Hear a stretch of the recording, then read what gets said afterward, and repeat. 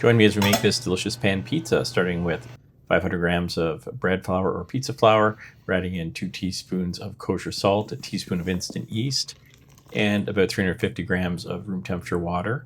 Throwing on top of that 2 tablespoons of olive oil, giving it a swish to incorporate, and then mixing it in and finishing by hand. Not kneading it, just getting it so that there's no dry flour. Cover that up and let it sit at warm room temperature for about 8 hours. Here for the sauce, I've got a can of tomatoes, just liquefying that or pulverizing it. I'm going to put it in a very fine sieve and let that sit for a couple of hours. And this takes out any extra water. So we have a nice thick sauce, and that's going to work great with our pizza. So to season the sauce, just adding in probably about a tablespoon of olive oil, some oregano, some dried garlic, and some salt and pepper, and that's it. Nice and simple. So it's an uncooked sauce, and that'll be really nice and bright for our pizza. Putting that aside.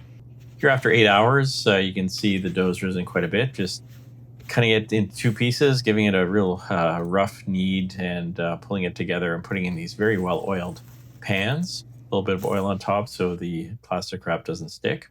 Here you can see it's been sitting for about 2 hours in the pan. And this was in the oven with the light on, nice warm place. Just stretching it out to fill the pan gently without trying to crush it. Just really want to give it a stretch. The dough's nice and warm, so it stretches easily. Now we're throwing on some of that sauce, just a very thin coating because the sauce is pretty strong, very tomatoey. Now I'm adding some previously sauteed mushrooms on there to get some of the water out of them. Topping it with low moisture mozzarella and some bell peppers, and also some sliced pepperoni. You can obviously top this with whatever you like, but the key here is all the ingredients are pretty dry, so that'll make a better pie at the end. And this was 18 minutes at 450 in my pizza oven, and it is delicious. So look, it smells great too. I'm just topping it with a bit of dried garlic, a little bit of oregano, and some grated Parmesan. And listen to that crunch. It basically fries in the pan in the olive oil. You can see the bottom looks great. And this tasted delicious, and although I burnt the roof of my mouth, we ate the whole thing. Thank you very much.